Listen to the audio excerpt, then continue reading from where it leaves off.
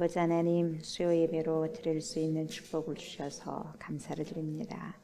저희들을 예배의 자리로 불러주시고 거룩하신 하나님을 경배하고 찬양할 수 있는 은혜를 주심 또한 감사를 드립니다. 전능하신 하나님이 우리의 아버지가 되십니다. 십자가의 구속하심으로 우리를 구원하신 예수님께서 우리의 왕이 되십니다. 아버지의 전능하심과 예수 그리스도의 왕 되심을 알게 하시고 깨닫게 하신 파라클레토스가 되신 성령님께서 우리의 인생길을 지도하시는 인도자가 되십니다. 삼위일체가 되신 하나님께 우리의 모든 예배와 삶으로 영광을 돌리게 하옵소서. 이 시간 하나님의 말씀 앞에 섭니다. 신령한 말씀 잘 듣고 잘 먹어서 잘 살아내게 하옵소서. 오늘 이 시간 드리는 예배를 흠양하여 주시옵소서. 감사를 드리며 그리스도 예수님의 이름으로 기도드리옵나이다. 아멘. 우리 주님을 찬양합니다. 말씀 앞에서 찬양합니다.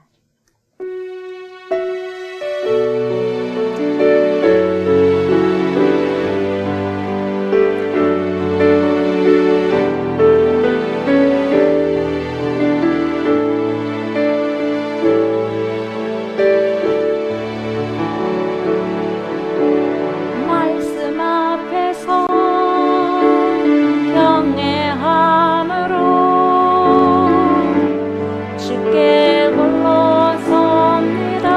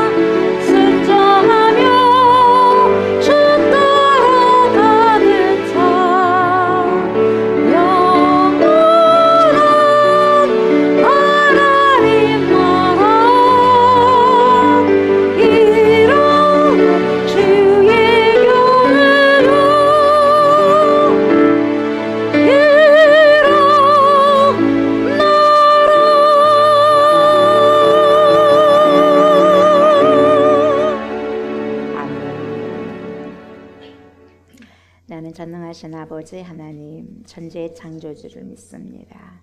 나는 그의 유일하신 아들 우리 주 예수 그리스도를 믿습니다. 그는 성령으로 잉태되어 동정녀 마리아에게서 나시고 본디오 빌라도에게 고난을 받아 십자가에 못 박혀 죽으시고 장사된 지 사흘 만에 죽은 자 가운데서 다시 살아나셨으며 하늘에 오르시어 전능하신 아버지 하나님 우편에 앉아 계시다가 거기로부터 살아있는 자와 죽은 자를 심판하러 오십니다. 나는 성령을 믿으며 거룩한 공교회와 성도의 교제와 죄를 용서받는 것과 몸의 부활과 영생을 믿습니다. 아멘. 하나님의 생명의 말씀 요한계시록입니다. 요한계시록 12장 1, 2절입니다. 요한계시록 12장 1, 2절 다 같이 합독을 합니다. 하늘에 큰 이적이 보이니 해를 옷 입은 한 여자가 있는데 그 발 아래에는 달이 있고 그 머리에는 12별의 관을 썼더라. 이 여자가 아이를 베어 예산하게 되매 아파서 예를 쓰며 부르짖더라. 아멘.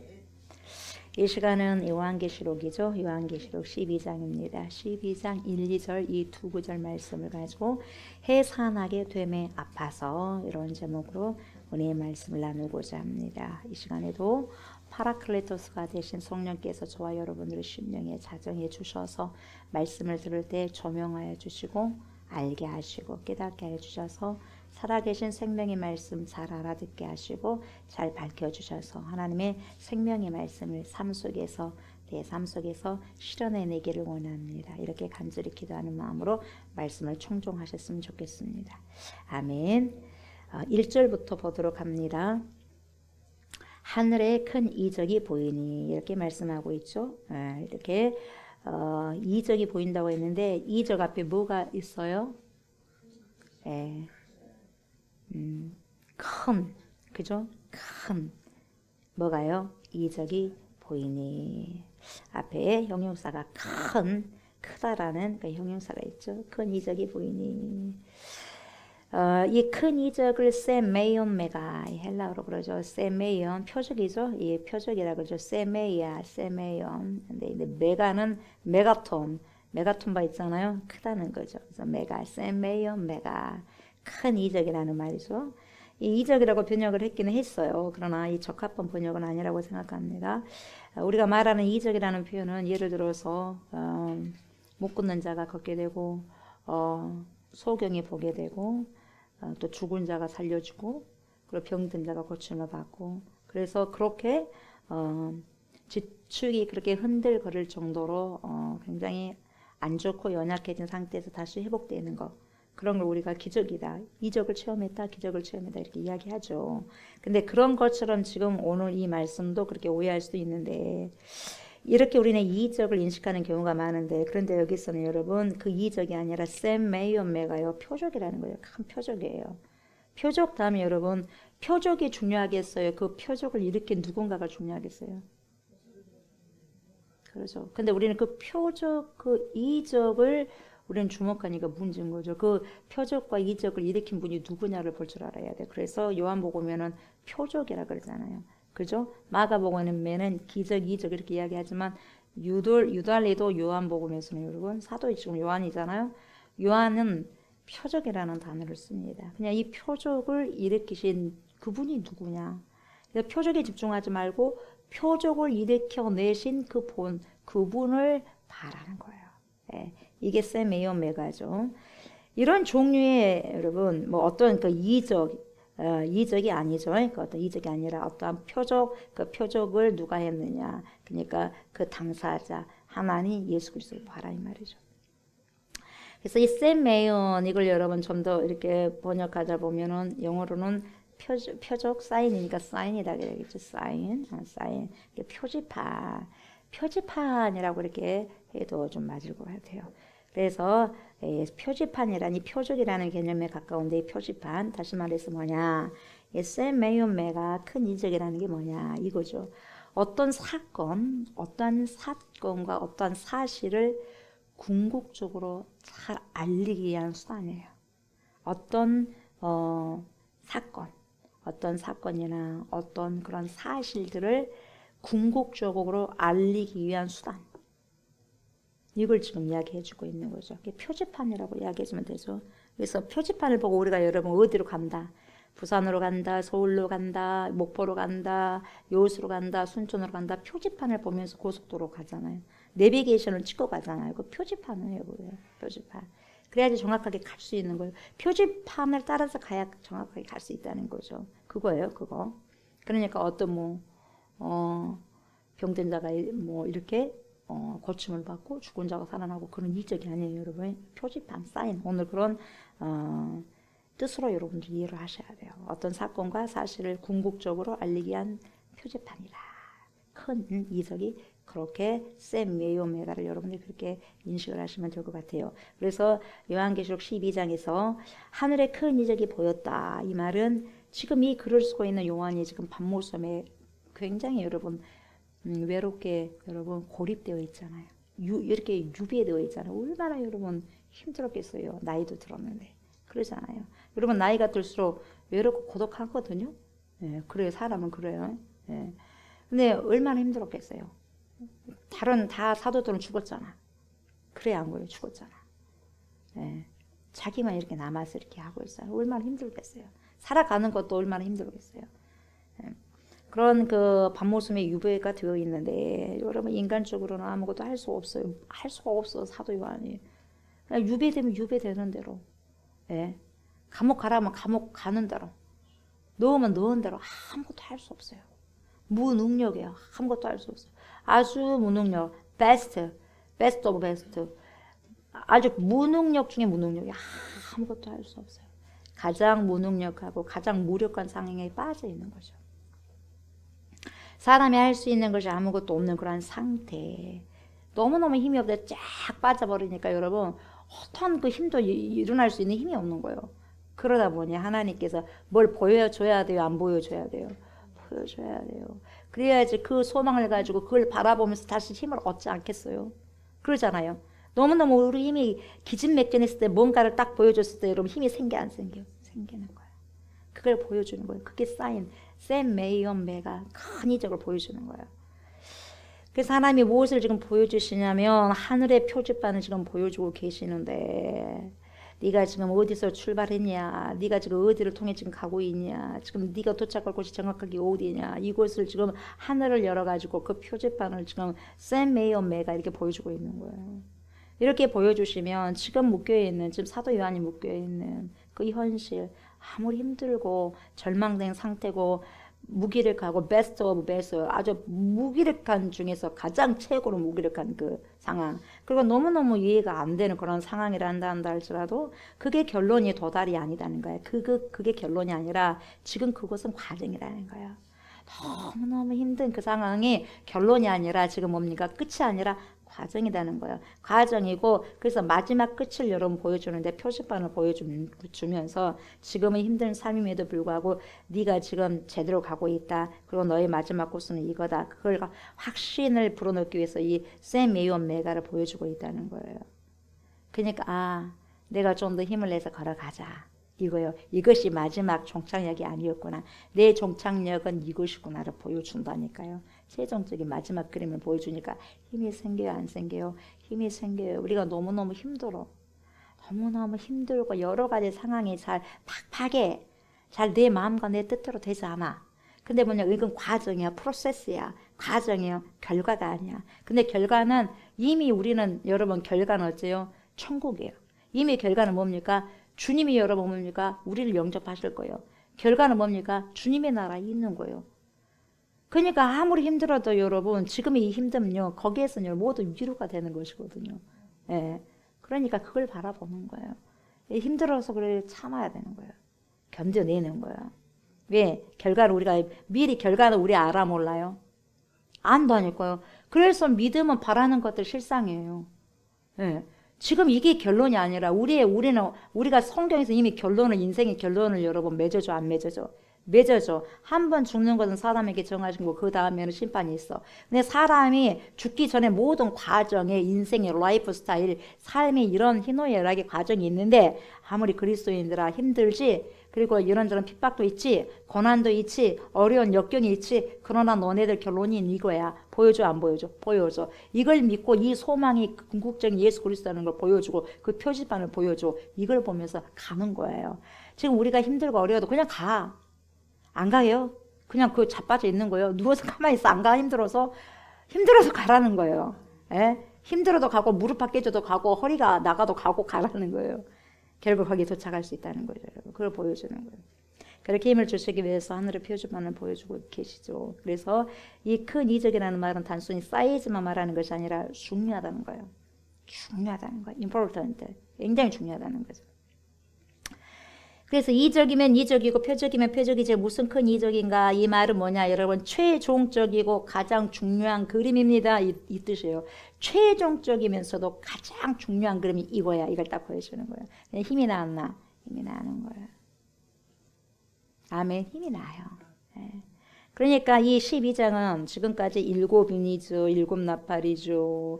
7교회 이런 여타의 모든 설명들이 사실은 이 말을 하고 싶어가지고 첨가된 첨가물, 부산물 정도의 설명에 불과한 거예요.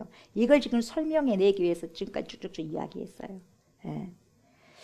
그만큼 오늘부터 시작되는 12장이 여러분 이 요한기록 전체 중에서 가장 important, 중요한 그림이에요. important picture, 굉장히 중요한 그림이 담겨져 있는 거죠.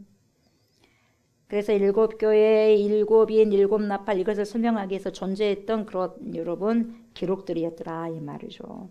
그런데 이 기록이 왜 필요했다고 말씀드렸습니까? 자주 말씀드렸죠? 지금 로마의 정권 아래에 있는 사람들은 너무 힘든 삶을 지금 살아가고 있어요. 그러니까 힘드니까 앞날이 힘의 안개 같아. 어떻게 펼칠지 몰라요, 여러분.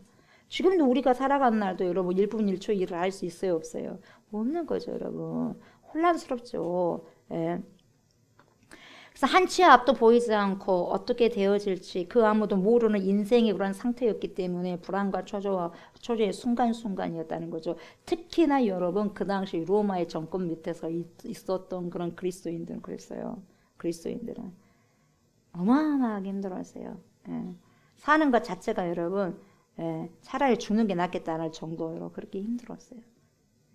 지금의 경제적인 좀 어려운 그 정도하고 차원이 틀려요. 이때는 배고파서 죽을 수도 있고, 그죠? 예, 감옥에서 사자밥이 돼 두드러 맞아가고 죽을 수도 있고, 그리고 기름에 튀겨가지고 죽을 수도 있고, 그런 고문도 있었어요. 기름에 튀겨서, 그리고 불에 화형시켜서 죽일 수도 있고, 맹수밥이 될 수도 있고, 그랬어요. 내가 지금 어디서 있는지도 모르겠고, 제대로 가고 있는지도 모르겠고, 이것이 정말 맞냐, 안 맞냐 하는 기쁜 인생의 물음표가 싹 올라왔을 때, 지금도 여러분 이 예배 자리에 그런 심정으로 앉아있는 분도 있겠죠. 예. 우리가 여러분 이 비행기 조종사들을 훈련할 때 이게 있어요. 여러 가지 가르치는 내용들이 있답니다. 있는데 제일 중요한 것이 뭐냐면 가끔 가다가 여러분 조종사들이 구름이 꽉 낀 그런 날에 비행을 할 때가 있다는 거죠. 이때 비행하다가 회전을 할 때 순간적으로 여러분 어떤 착시 현상이 일어난다는 거예요. 여러분 착시 현상이. 그렇지도 않은데 그렇게 보인다는 거예요. 착시 현상이 일어날 수 있는데 그때 굉장히 중요하다는 거죠. 판단. 근데 어디가 위냐 어디가 아래냐 구분이 안 될 때가 있다는 거예요. 근데 이때 자기 느낌으로 가면 안 된다는 거예요, 여러분. 전투기는 몇 번을 여러분 더 회전하는 경우가 있으니까 더 중요하다는 거죠. 근데 눈앞에 가득한 구름 속에서 여러분 여기가 땅일까 여기 하늘일까 어디일까 어느 쪽이 뭐 동서남북인가 이걸 착각을 일으키는 경우가 있다는 거예요. 느낌으로 해서는 절대 안 된다는 거죠. 이럴 때 고도로 여러분 훈련을 받지 않는 사람은 엄청난 큰 실수를 저지르는데 어떤 실수를 하냐면 여기가 땅인가 보다 여기가 하늘인가 보다 여기가 동쪽 여기 서쪽인가 보다 그 느낌을 가지고 조종해 버린다는 거예요. 핸들 틀어버린다는 거예요. 그리고 자기가 봤을 때 창밖으로 보니까 여러분 자기가 느낌이 여기는 여기네 하고 자기가 보여진 것을 가지고 착시 현상인데도 불구하고 여러분 보여진 대로 판단을 해버리면 여러분 엄청난 큰 사고를 일으킬 수가 있다는 거죠. 그러다가 조종사들이 갑자기 땅으로 곤두박질 하듯이 해가지고 대형 사고가 난다는 거야. 근데 이럴 때 조종사들에게 어떤 철칙이 있냐면 이걸 정확하게 지켜라는 거예요. 여러분. 근데 순간에 자기의 느낌으로 해버리는 경우가 많다는 거예요. 그러니까 훈련을 굉장히 잘 받아야 된다는 거죠. 그래서 이때 철칙이 뭐냐면 착시 현상이 일어날 때는 구름도 보면서 판단하지도 말아라. 자기 느낌으로 여기가 아래일 것이다, 여기가 위일 것이다, 그렇게 판단하지 말아라. 그렇게 판단하지 말고 반드시 봐야 될 것은 뭐냐? 계기판을 주목하라는 거예요. 뭘 주목하라고요? 계기판을. 네. 반드시 조종사들에게 가르치는 아주 중요한 원칙이라는 거예요. 계기판을 보고 그 계기판에 depend on 의존해라는 거예요. 자기 느낌으로도 해줘도 안 되는 거예요. 자기가 봐서 착시 현상 때문에 그것이 그대로 느껴지는 대로 하면 안 된다는 거. 이것이 바로 그들의 하늘의 내비게이션이에요. 우리 인간이 겪는 길은 여러분 전도서에서도 이렇게 말씀을 일관되게 하고 있지만 뭐예요? 전부 모순투성이에요. 이 세상은 모순투성이고 허무하고 불확실성이에요. 예. 그러니까 여러분 이 세상을 붙잡고 살면 여러분 되겠습니까? 절대로 여러분 답이 안 나옵니다. 이 세상 붙잡고 산다고 해서 여러분 답이 절대 안 나와요. 그러니까 이 세상 붙잡을 그게 안 돼요, 여러분. 이 세상을 붙잡고 있는 그리스도인이면서 이 세상 붙잡고 있는 사람은 진짜 미련한 사람이에요. 여러분 돈이 여러분들 붙들어 주겠어요? 명예가 여러분 붙들어 주겠어요? 권력이 여러분들 붙들어 주겠어요? 정치판 보세요, 여러분. 권력이 붙들어 줍니까? 안개입니다. 언제 어떻게 될지 모르는 거예요. 조심하시잖아요. 그래 안 그래요? 증거가 얼마나 많아요. 그래서 허무하고 모순이고 불확실성이에요. 인생은 이 세상살이가 그래요. 그래서 전도서에서 말하는 인생살이가 그래요. 그래서 어떤 때는 내가 진짜 옳아? 내가 옳은 것인가? 정말 옳은 것인가? 이런 근본적인 신앙의 문제까지도 전부 뒤틀리고 흔들릴 때가 있어요. 저도 마찬가지. 사유하고 생각하면서. 근데 다시 뭡니까? 주여 도와주십시오. 나도 내 마음을 모를 때가 있어. 내가 왜 이러지? 내가 왜 이러지? 내가 왜 이렇게 마음이 이런 마음이지? 왜 이런 생각을 갖고 있을까? 왜 이런 행동을 하지? 왜 내 마음과 내 말이 다 따로 나오지? 있어요, 없어요? 있어요. 가만히 생각해봐요. 저는 생각을 해봐. 아, 그래서 내 속으로 또 생각하는 거. 주님 이래요, 저래요 하고.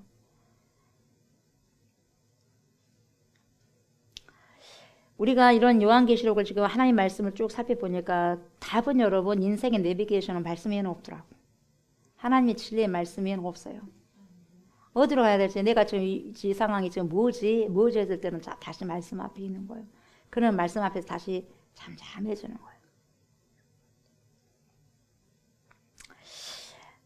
역사를 어떻게 평가하고 있냐면 요한계시록을 쭉 살펴보면서 보면은 역사는 언제나 불공평하다는 거죠.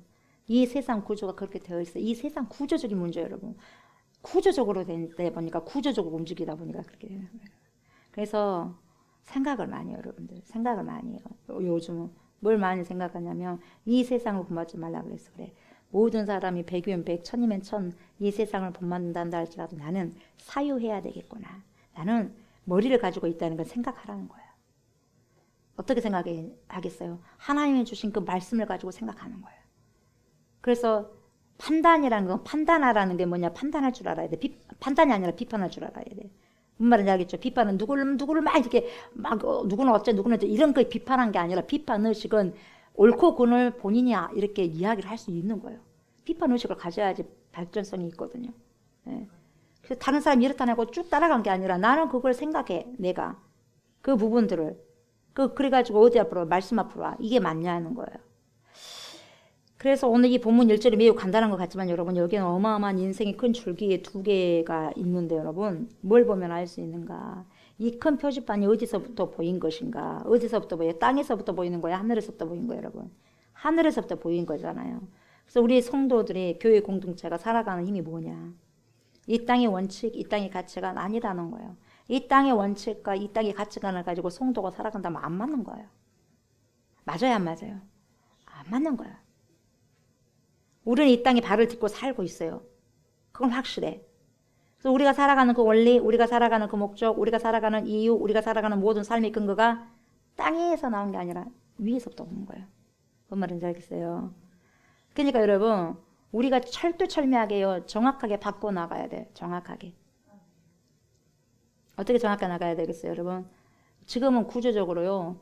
예, 구조적으로 예수 잘 못 믿게 할 수 있는 구조로 다 만들어 버렸어요. 여러분 그게 인식이 돼요, 안 돼요? 인식이 되셔야 돼요. 안 되면 안 되는 거예요. 여러분 학교 공부는요 하루 8시간씩 거의 하잖아요. 근데 여러분들 교회에서 성경 하루에 8시간 공부합니까? 못 따라가는 거야. 뭔 말인지 알겠어요? 그래서요, 또라이들이 나와요. 범죄자들이 더 많이 나와요. 그럴 수밖에 없어요. 교회는 다닌 사람들 많은데 말씀 안에서 하나님을 못 만나기 때문에 말씀이 내 안에 와서 적용이 안 되니까, 인격이 안 변화되니까. 그래서 여러분 또라이들이 만들어져요. 짐승들이 만들어진다 이 말이에요. 본능적으로 행하려고 한다는 거예요.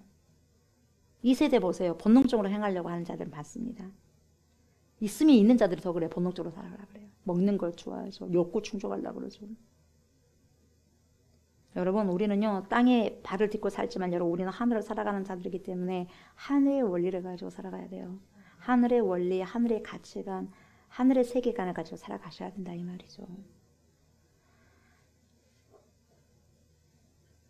여러분들이 자녀들을 기르면서 그런 혼란을 겪을 때가 많아요. 주일날 따박따박 교회에 나와가지고 여러분 예배를 드리고 주님께 드리는 시간이 많다면 아무래도 학교 공부하는 시간이 많아져고 적게 돼 있어요.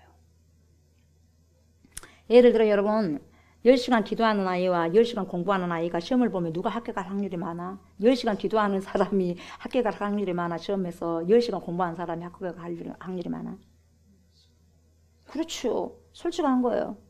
네 10시간 기도해봐라. 10시간 기도하면 하나님께서 네게 지혜를 주셔가지고 네가 학교 간다. 반드시 학교 간다. 그건 기복주의 신앙이에요. 공부는 조금 못 따라갈 수 있어요. 그러나 너는 하나님을 경외하는 사람으로 살아가야 돼요. 그렇게 가르쳐야 된다는 거예요. 네가 이렇게 막 하나님을 이렇게 사랑하고 네가 주일날 이렇게 예배드리고 이렇게 21조 하면 너 복 준다. 이렇게 사람이 이렇게 축복을 해줘갖고 네 돈도 잘 벌고 시집도 잘 가고 장가도 잘 가고 이렇게 한다. 그러면 기복주의예요. 그렇게 하면 안 돼요. 내가 어찌됐든 내가 왜 하나님을 사랑하니까 하나님의 자녀이기 때문에 그것을 기본으로 하는 거예요. 그렇게 살아가게 됐을 때 하나님께서 길을 열어주시고 더 축복을 주시면 우리의 기준점에서 축복을 그렇게 생각하면 안 돼. 하나님이 주신 축복하고 우리가 생각하는 축복은 다르기 때문에. 뭔 말인지 알겠죠? 우리가 생각하는 이 축복도 하나님이 주실 수가 있는 거예요. 그러니까 더 큰 보험료를 주시는 거죠, 하나님께서는. 그래서 여러분 기복적으로 아이들을 키우지 마시라고. 내가 기복적인 신앙을 갖고 있으면 당연히 그 기복적인 것이 나가는 거야. 왜 예수를 그렇게 믿는데 너희들은 가난하게 사냐? 그게 기복주의예요. 잘못 믿고 있는 거예요. 예수 믿으면 가난해 안 가난해? 여러분 진짜 예수를 믿으면 가난해지기로 작정하셔야 돼요. 부유할 수가 없어요 여러분. 근데 하나님께서 복을 주시면 또 그런 부분들도 있겠죠. 근데 정말 주의 일을 하면서 말씀 선포하고 전도하고 하는데 다른 사람들은 뭐 24시간 다 돈을 벌고 다니잖아요. 그럼 돈 많이 벌어야 되겠죠. 근데 우리 그렇게 할 수 없잖아요. 돈은 좀 적게 벌더라도 뭡니까? 하나님 뜻대로 살아가야 되잖아요. 그게 맞아요 안 맞아요? 맞잖아요. 하늘의 원리입니다 여러분. 그걸 가르쳐야 됩니다 여러분. 우리 아이들은 뭔가가 조금 더 부족해도 괜찮아요. 하나님 우선하는 하나님을 사랑하는 자녀들로 그렇게 키우셔야 돼요.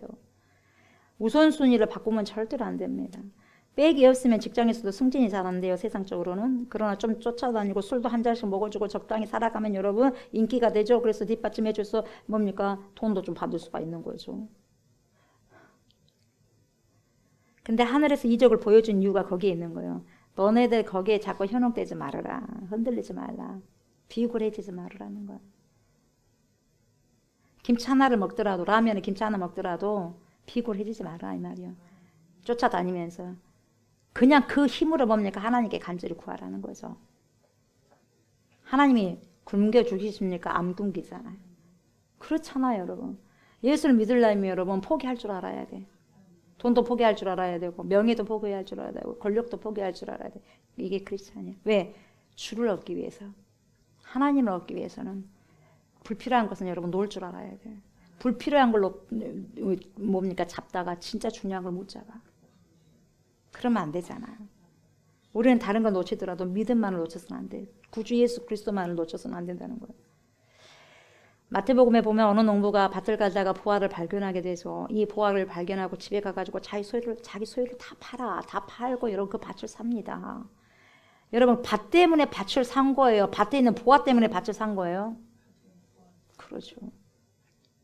그 보화를 보고 나니까 내가 지금까지 그렇게 안타깝게 유지하려고 하고 붙잡고 있던 이 모든 것들이 누더기처럼 보이기 시작한 거예요. 내가 예수 그리스도의 보화를 발견하니까 정말 내가 지금까지 그렇게 안달보달 했던 것들이 뭡니까? 한순간에 아무것도 아니다는 걸 알게 됐다는 거예요.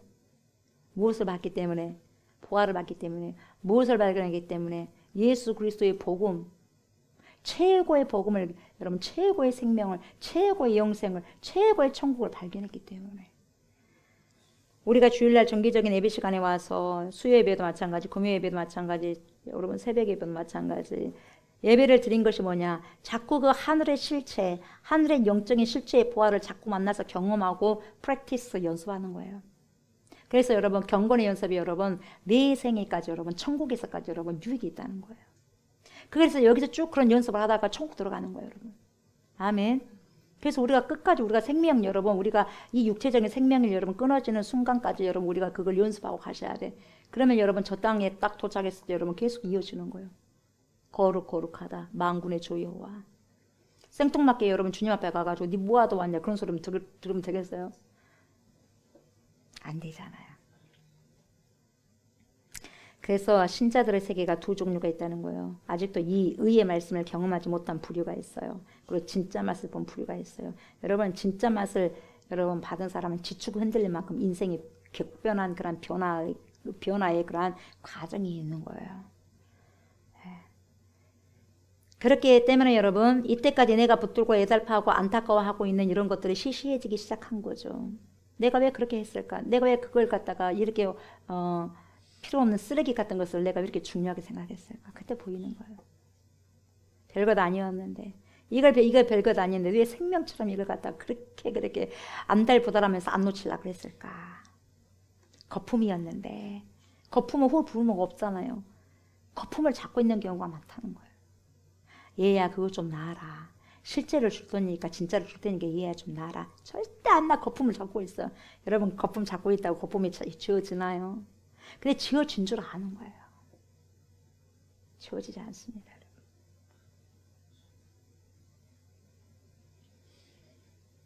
그런데 이걸 여러분 이게 별것 아니었네. 이걸 언제 깨닫느냐. 이걸 깨닫는 것이 몇 년 정도 걸릴 것 같아요. 여러분 평생 동안 걸리는 사람이 있어요. 이건 안타까워요. 이게 하루빨리 여러분 우리 아이들이요 한 살이라도 어렸을 때부터 이걸 깨달았다면 얼마나 수십 년 하나니까 영광된 선영된 인생 살 수 있겠어요. 근데 여러분 죽는 날에 가까워도 못 깨닫는다. 얼마나 손해입니까? 손해입니까? 조옥수 목사가 다 겪고 하는 말이 아닙니다. 이 말은 겪고 나서 많은 것은 저 나이도 뭐 그렇게 많지는 않지만 여러분 그래도 여러분 1세기 중에 반세기를 살았지 않습니까? 그죠? 적은 나이는 아니죠. 그러나 말씀을 통해서 그런 것을 알게 하시고 깨닫게 해준 성령의 조명을 받으니까 말할 수 있는 거예요. 예배 시간마다 자꾸 이런 것들을 보고 확인할 수 있는 거예요. 여러분들이 거품 같은 것을 잡고 있다가도 조 목사가 이런 말을 했을 때 이것이 아니구나 이걸 다시 한번 생각하고 또 놓게 되고 또 잡다가도 이것이 아닌가 봐요 하고 또 놓게 되고 그래 안 그래요? 그래서 예배 시간이 그래서 중요한 거예요. 하늘의 큰 이저 세메이온 매가 이걸 보여주시는 거예요. 예배 시간마다 그걸 깨닫게 하시는 거예요. 얼마나 감사한지 몰라요. 그래서 오늘 하늘의 큰 이적이 보이니 그렇게 말씀하신 거죠. 이 표지판이 보인다는 거죠. 그래서 보니까 해를 옷 입은 한 여자가 있어요. 해를 옷 입었어. 이 해를 옷 입었다니까 뭐 상처받고 뭐 이 상처 투성이 이 말이 아니에요. 이 해라는 게 뭡니까? 선이에요. 선, 태양을 말하는 것인데 그 발 아래에는 달이 있고 달을 밟고 섰다 이 말이죠. 그 머리에는 12별의 관을 썼더라 이렇게 말씀하고 있는데 머리에는 관을 썼는데 12별이 달린 관을 썼다는 거죠. 그래서 해, 달, 별 이 세 가지는 여러분 우리 지구를 중심으로 빛의 발광체라고 말씀을 드리고 있지 않습니까? 빛의 근원이요 발광체예요. 해, 달, 별이. 그래서 요한계시록은 묵시문학이죠. 이 묵시문학의 형식으로 쓰여진 글이라서 문학적 표현이 많다고 그랬습니다. 이 히브리 유대 문학에 해, 달, 별이 나오는 것은 무엇을 의미할 때 쓰이느냐면 여러분 아브라함에게 자식이 없었잖아요. 자식이 없었는데 하나님께서 뭡니까 코 빠지고 있는 아브라함을 갖다가 부르잖아요. 밖으로 데리고 가잖아요. 그래서 아브라함아 저 하늘을 한번 봐봐라. 보니까 뭘 보이냐? 별이 보여. 세어볼래? 못 쓰겠어요. 너무 많으니까 너희네 조상이 너희 후손들을 그렇게 받을 거야. 이야기하는 거예요. 네 몸에서 난 자식이 저렇게 하늘의 별과 같이 그렇게 많을 거야. 이렇게 말씀해 주시는 거예요. 그러니까 이 해달 별을 말할 때는 반드시 유대인들 자손을 생각했어요. 자손들을. 그렇게 이야기한 거예요. 그러니까 이 여인은 어떤 많은 자손의 시초가 되는 여인을 지금 뜻하고 있는 거죠. 그래서 여러분 2절 좀 보세요. 이 여자가 아이를 베어 해산하게 되며 아파서 예를 쓰며 부르짖더라 이렇게 말씀하고 있어요. 그러니까 지금 보세요. 이 여자가 아이를 출산하는데 세 단계로 지금 말하고 있죠. 여자가 아이를 베었어요. 배우고 난 다음에 이제 해산하게 됐죠. 그래서 해산하게 되니까 아파서 막 부르짖는 거예요. 예를 쓰면 부르짖는 거예요. 네, 여러분 아이를 배웠다는 걸 1단계, 해산의 시간이 다갔다는 게 2단계, 배가 아파서 부르짖는다는 게 3단계죠. 이 세 가지 중에 어느 쪽에 지금 이 강조를 두고 싶은 문장이 어느 쪽을 지금 강조하고 싶은가, 어느 것을 더 드러내려고 하는 것인가 봤을 때 여러분 이 문장이 여러분 분사구조로 되어 있다고 하는데 어디에 초점을 맞춘 목적을 가진 구절인가 하면 여러분 부르짖다예요. 부르짖어. 아파서 부르짖는 거예요. 그러니까 여자의 해산의 고통이 어마어마하죠. 얘를 낳아봤으니까 알 거 아니겠어요, 여러분? 그죠? 예, 어마어마합니다. 배가 뒤틀리는 고통이 어마어마한 거죠. 여기서 강조하는 초점이 뭡니까? 고통 속에서 부르짖는다는 것에 초점이 있는 거예요, 포커스가. 자, 여러분 찾아보세요. 이사야 찾아보세요. 이사야 26장을 봐보세요. 이사야 26장 16, 18절, 16절, 17절, 18절 다 찾았어요? 이사야 26장. 이사야 26장 16, 17, 18절 다 읽어봅시다. 여호와여 그들이 환난 중에 주를 앙모하였사오며 주의 징벌이 그들에게 임할 때에 그들이 간절히 주께 기도하였나이다. 여호와여 뭐가 나와요? 잉태한 여인이 상기가 임박하여 상고를 겪으며 부르짖음 같이 우리가 주 앞에서 그와 같으니이다. 자 18절 우리가 잉태하고 상고를 당하였을지라도 바람을 낳은 것 같아서 땅에 구원을 베풀지 못하였고 세계의 거민을 출산하지 못하였나이다. 이렇게 말씀하고 있어요. 여러분 상고를 당했다면 여러분 당연히 뭐가 나와야 돼? 애가 나와야 되잖아요. 근데 바람을 낳았어. 애가 안 나왔다는 거예요. 이게 뭐예요 여러분? 고통뿐이 없다는 거예요 여러분. 생명체가 없는 고통이라는 거죠. 이 말씀은 무슨 내용이냐면 아수르 제국 밑에 그 당시 신임 속에 있는 유대인의 고달픈 생활을 그대로 지금 묘사하고 있는 거죠. 누가 이 억압의 세월과 억울한 역사를 해결할 수 있단 말인가? 이 뒤틀린 그러한 시간의 역사를 이 불의한 일들을 어떻게 누가 해결해 줄 수 있단 말인가? 이런 고민 끝에 있는 거죠. 그래서 어떻게 이 고달픈 그런 상황을 이렇게 지금 이야기하는 거죠. 마치 아이벤 여인이 상기가 가까워져서 고통하는 것처럼 울부짖고 있다는 걸로 지금 표현하고 있어. 너무 힘들다는 거예요. 삶이. 그러니까 아수르 제국 밑에 지금 신음하고 있는 그 유대인들을 이렇게 지금 하나의 그림으로 묘사해주고 있는 거죠. 그런데 아이가 나왔어요? 안 나왔어요? 안 나왔다니까요. 나왔으면 얼마나 좋겠어요. 그러니까 고통만 있다는 거예요. 열매는 없는 고통. 자 17, 18절 보세요. 여호와여 잉태한 여인이 상기가 임박하여 상고를 겪으며 부르짖음같이 우리가 주 앞에서 그와 같습니다. 우리가 잉태하고 상고를 당하였을지라도 뭐가 나와야 되는데 그냥 바람을 낳은 것 같아서 바람 지워지나요? 안 지워지잖아요. 땅에 구원을 베풀지 못하였고 세계의 거민을 출산하지 못했습니다. 제대로 된 거예요? 제대로 안 된 거예요? 제대로 안 된 거다는 거죠. 그들의 부르짖음과 그들의 격렬한 노력이 제대로 안 됐다는 거예요. 바람을 낳은 것 같다는 거예요. 아무리 노력하고 아무리 살아보려고 해도 안 되겠더라 이 말이에요. 이것은 무엇을 뜻하는 것이냐면 그 상황을 피해보고자 하는 인간의 엄청난 끝없는 노력이 얼마나 헛된 것인가 이거를 묘사하고 있는 거예요. 여러분 정말 아무리 해도 안 될 때 여러분 뭘 바라바라는 거예요? 그냥 주 바라바라는 거예요. 주님. 주님께 가서 울고 있어야 돼. 주님 도와주십시오. 울어야 돼. 울 힘도 없어요. 눈물도 안 나와. 그럼 주님 나 좀 도와주세요. 그렇게만이라도 있어요. 그것도 기도예요. 그런데 여러분 이사야 맨 뒤에 보면 66장 펴보세요. 66장 7절. 66장 7절 보세요.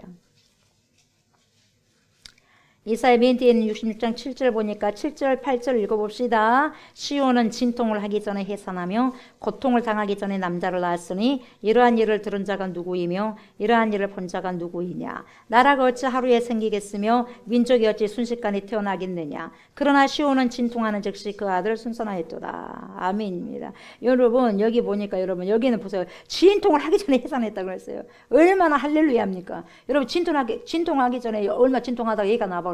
얼마나 축복된 여러분 이 낳는 거예요. 그죠? 그 사람은 축복 받는 거예요, 여러분. 예, 이 축복인 거예요. 여기 남자아이가 고통 받았지만 바로 탄생한 거죠. 그래서 여러분 이 남자가 누구냐? 시편 보세요. 시편 찾으세요. 시편 2편. 도대체 이 아들이 누구냐? 이 남자가 누구냐? 그 아들을 순산했는데 보세요. 시편 2편 7절 9절. 7절과 9절 읽어봅시다. 내가 여호와의 명령을 전하노라. 여호와께서 내게 이르시되 너는 내 아들이라. 오늘 내가 너를 낳았도다. 네가 철장으로 그들을 깨뜨리며 질그릇같이 부수리라 하시도다. 이렇게 말씀하고 있죠. 그래서 이사야서 26장에 지금 보세요. 아수르의 억압 밑에서 굉장히 힘들어하고 신음하는 고통하는 히브리인들의 고달픈 일상과 노력과 수고는 헛되었어. 그런데 66장 조금 전에 보니까 한 남자아이가 태어나잖아요. 태어났어요. 한 남자가 태어났는데 이 남아가 어떤 존재였냐. 아직도 지금 뭡니까? 역사 속에는 지금 그림이 뚜렷하지 않는데 시편 2편을 보니까 뚜렷합니까? 안 뚜렷합니까? 뚜렷하죠. 7절에 보니까 내가 여호와의 명령을 전하노라. 여호와께서 내게 이르시되 너는 내 아들이라. 오늘 내가 너를 낳았도다. 이렇게 있어요. 이게 뭐예요? 남자아이의 탄생을 예고하는 거죠. 이 남자아이가 9절쯤 돼서 보니까 무슨 권세를 가지고 있냐면 철장의 권세를 가지고 있어요. 여러분 철장의 권세를 부수려다 누구 권세예요? 여러분 예수 권세예요. 그 아들은 누구다? 예수 그리스도라는 거예요. 자, 오늘 본문 2절을 보세요. 이 여자가 아이를 베어 해산하게 되면 아파서 예를 쓰며 부르짖더라. 그 아이가 예수 그리스도겠죠? 이 해산의 통증, 해산은 아픔이에요. 5절 보세요. 12장 5절 보세요. 계시록 12장 5절 오늘 읽지 않았지만 봅시다. 읽어봅시다. 여자가 아들을 낳으니 보세요. 이는 장차 철장으로 만국을 다스릴 남자라. 그 아이를 하나님 앞과 그 보좌 앞으로 올려가더라. 이렇게 말씀하고 있잖아요. 시편에 있는 말씀. 그죠? 예. 누굽니까? 이분이 누구예요? 이분이 이 남자아이가 예수 그리스도. 여인의 몸에서 탄생돼. 그리고 여러분 탄생된 우리 인류의 완전한 구원자가 되신 예수 그리스도를 말씀하고 있는 거죠. 여러분 이것이 늘 듣던 이야기인 것 같지만 여러분 늘 듣던 이야기가 아니에요. 우리는 여러분 이 굵은 시간과 역사 속에서 여러분 하나님이 저와 여러분들 개인의 인생이든지 간에 이 나라의 안팎의 역사이든지 간에 그 크기가 중요한 것이 아니고 여러분 우리의 개인의 소소한 이야기 그 이야기 속으로 주님께서 들어오시고 그리고 나라의 엄청난 일이든 하나님은 여러분 이 역사를 그리스도를 통해서 시작하시기로 결정하셨고 예수 그리스도를 통해서 여러분 그 과정을 속에서 일하시기로 결정하셨고 그리고 그 그리스도를 통해서 여러분 완성하시려고 여러분 미리 엄청난 빅 플랜을 이렇게 잡으신 거죠. 짜신 거죠. 하나님께서 구속사를 그렇게 이루어 가신다는 거죠. 그리고 그 그리스도 안에서 뭐가 생성이 됩니까? 우리의 신부가 되신 그리스도의 신부가 되신 교회가 탄생이 되는 거예요. 잘 들으셔야 돼요. 이 역사는 교회로서 하나님의 역사를 종료하게 될 겁니다, 여러분. 교회. 그래서 여러분 교회가 여러분 이 세대를 여러분 이 세대에게 외치지 못하면 여러분 끝장나는 거예요. 아셨어요? 이 교회가 세상 물결에 타락의 물결에 들어가면 끝장나는 거예요. 소망이 없다는 거예요. 여러분 인류의 소망은 교회밖에 없어요. 저와 여러분들 크리스찬뿐이 없어요, 여러분. 어쩔 수 없어요, 여러분. 누가 뭐라 그래도 그럴 수밖에 없는 거예요. 그래서 목회자이든 개인 성도든 간에 교회를 어떻게 정의하고 그리고 어떻게 이해하고 있느냐가 굉장히 중요한 거예요. 그래서 이 교회 속에서 드리는 이 예배 또한 여러분 굉장히 중요한 거예요. 그 시간마다 무엇을 확인하는 자리이기 때문에 중요하냐. 이 역사와 내 개인의 여러분 인생의 궁극적인 표지판을 제대로 보는 시간이 열리기 때문에 중요한 거예요. 예배 시간을 통해서. 굉장히 중요한 거예요. 내 믿음이 흔들릴 때마다 여러분 그것을 확인하게 되는 거죠. 오늘도 내가 뒤틀림과 흔들림과 공고함 속에서도 여러분 이 예배의 자리에 왔지만 오늘도 하나님께서 여러분 하늘문을 열어주셔서 그 하늘의 내비게이션을 통해서 여러분 궁극적으로 우리가 여러분 그 목적지를 여러분 보게 하는데 그 목적지가 누구예요 여러분? 예수 그리스도예요. 내가 곧 길이다 진리다 생명이다. 그 목적지가 생명의 목적지 그리고 길의 목적지 진리의 목적지가 어디예요 여러분? 예수 그리스도예요. 예수 그리스도. 내 안에 복음이 잉태되어서 여러분 예수 그리스도를 나타내고 내 삶에 번역하면서 살아가는 것이 해산의 고통처럼 엄청난 아픔과 통증이 있어요. 말씀 살아내라니까요. 말씀대로 살아가란 말이에요. 왜 말씀대로 못 살아가죠? 너무너무 힘들어. 해산의 통증이 있는 거예요. 그냥 힘드니까 안 살아버려 사람들이. 그러니까 못 살아. 쉬우면 그렇게 살아갈 수 있는데.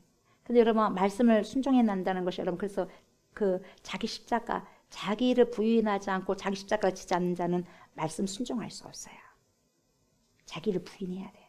그리고 자기 십자가를 져야 돼. 그래서 무릎 꿇고 갈 수 있어. 그래서 순종할 수 있는 거예요.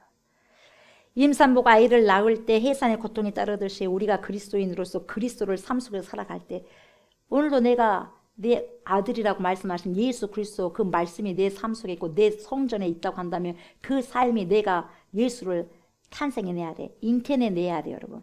잉태내냈을 때 그것이 엄청난 통증이 있다는 거예요 여러분. 왜? 예수를 드러내고 예수를 나타내면서 살아가야 되니까 예수 그리스도를 다시 해산해내야 되니까 그 고통이 있다는 거예요. 영적인 해산의 통증과 아픔이 따른다는 거죠. 믿는 자로 살아갈 때 여러분 손해봐야 되기 때문에 통증이 있어 없어요? 통증이 있어. 손해봐야 되니까. 내 거 찢어줘야 되니까. 통증이 있어 없어? 아까워 안 아까워? 아까워야 돼요. 아까운 것이 여러분 아까운 것이 아깝다는 표현이 있어야지 그 아까우면서도 불구하고 내는 거예요. 이거 정도야. 안 아까우면 그거 아니에요 여러분. 할 수도 있고 못할 수도 있고. 그래서 과부의 둘의 때는 엄청나게 아까운 거예요. 그게 전 재산이었거든. 그러면서 벌벌 떨면서 내는 거예요. 그 믿음을 가지고. 그러니까 하나님 칭찬하는 거예요. 헌신이고 희생이고. 억울한 소리를 들어도 예수 믿는 사람이기 때문에 참아야 되고 인내해야 되기 때문에 속에서 울분이 있고 슬픔이 있고 눈물이 있는 그런 아픔이 있어요 없어요? 있어요. 이렇게 예수님을 믿게 되면 여러분 예수님을 믿는 사람으로서 열매를 맺는다는 것은요 그렇게 쉬운 일이 아니고 힘든 일이에요. 통증을 갖고 있다는 거예요. 수반한다는 거죠. 기쁘고 즐겁고 쉽게 내어놓을 수 있는 그런 삶이 아니죠. 그리스도의 삶은. 그래서 예수 믿는 길은 좁은 길이에요. 좁은 길이어서 사람들 많이 안 찾아요. 좁은 문을 통과하는 힘든 여정인 거예요. 밥 먹는 거 쉬워 안 쉬워? 쉽잖아요. 전도하는 거 쉬워 안 쉬워? 안 쉽잖아요. 목회자들도 그러고 성도들도 또 그러고 밥 먹으러 다니기는 잘 다니잖아요. 그래 안 그래요? 밥 먹으러 다니는 건 잘 다니잖아요. 전도하라면 해 안 해? 안 하잖아요. 왜? 힘들다는 거예요. 뭐가 진짜예요 여러분? 우리 예수님은 내 양식이 따로 있다 그래요. 전도하는 거 양식이었어요. 여러분 양식 따로 있어요? 시간 날 때마다 여러분 예수를 증거하시기 바랍니다. 그게 남는 거예요. 그게 남는 장사라고요. 그 힘든 길을 가야 되고 통과해야 할 이유는 매우 정확하죠. 그래서 그 좁은 길. 왜냐하면 여러분 우리 주 예수 그리스도는 인류의 소망이기 때문에 그래요. 예수 그리스도는 저와 여러분들의 영원한 소망이 되십니다. 여러분. 그리고 예수 그리스도가 역사의 시작이 되시고 역사의 프로세스 과정이 되시고 역사의 끝이신 동시에 우리 모든 생애 저와 여러분들의 모든 생애의 전부가 되시기 때문에 그래요. 여러분. 자식 전부요. 여러분 자식 전부다 생각하면 틀린 거예요. 후회합니다. 자식 그냥 키우고 그냥 축복하면 되는 거예요. 우리의 영원한 친구는 예수 그리스도밖에 없어요. 그 안에 진짜 행복이 있고 진짜 가는 길이 있고 진짜 목적지가 있는 거죠. 우리가 이 속에 몰입되지 못하기 때문에 자꾸 딴 것과 비교하면서 흔들거리고 있고 여러분 여기 끼우 저기 끼우 하고 다니는 거예요. 뭐가 있냐 하고. 그러니까 무엇을 봐야 됩니까 여러분? 하나님의 영적인 실체를 만나셔야 돼요. 그 길이 뭡니까? 어디 안에 있어? 예수 안에 있어요. 예수 안에. 예수 안에 뭐가 있어요? 생명인 내 주님이 빛이 되시네. 말씀 그대로 찬양 그대로예요. 예수가 저와 여러분들의 모든 눈물의 해답이 됩니다. 그리고 역사의 해답이 되고 삶의 해답이자 궁극적인 인생의 목적지 종착역이 된 것입니다. 터미널이에요. 저와 여러분들의 터미널. 아멘. 예수만이 저와 여러분의 전부가 되시는 은총이 있으시기를 그리고 날마다 내 입술에서 선포함이 있으시기를 주의 이름으로 축복합니다. 아멘. 감사하신 하나님 찬양합니다. 주님 사랑하고 주님 많이 우리 삶 속에 개입하여 주시고 간섭하여 주셔서 인생의 내비게이션으로 말씀이 하나님 우리의 삶을 지도하시고 인도하여 주시옵소서. 가이드하여 주셔서 그 말씀을 잘 부지런히 쫓아갈 수 있는 인생들 될 수 있도록 하나님 축복하여 주시옵소서. 하늘의 원리를 가지고 살아갈 수 있는 그러한 지혜를 허락하여 주셔서 하나님 이 땅의 사람처럼 살아가는 것이 아니라 하늘의 영광을 바라보면서 우리의 궁극적인 소망 되신 예수 그리스도의 아버지 종착역을 바라보면서 날마다 아버지 살아갈 수 있는 그 힘과 용기를 더하여 주시옵소서. 감사를 드리며 예수님의 이름으로 간절히 기도드리옵나이다. 아멘. 하늘에 계신 우리 아버지여, 이름이 거룩히 여김을 받으시오며 나라가 임하시오며 뜻이 하늘에서 이루어진 것 같이 땅에서도 이루어지이다. 오늘 우리에게 일용할 양식을 주시옵고 우리가 우리에게 죄진 자를 사하여 준 것 같이 우리 죄를 사하여 주시옵고 우리를 시험에 들게 하지 마시옵고 다만 악에서 구하시옵소서. 나라와 권세와 영광이 아버지께 영원히 있사옵나이다. 아멘. 아멘.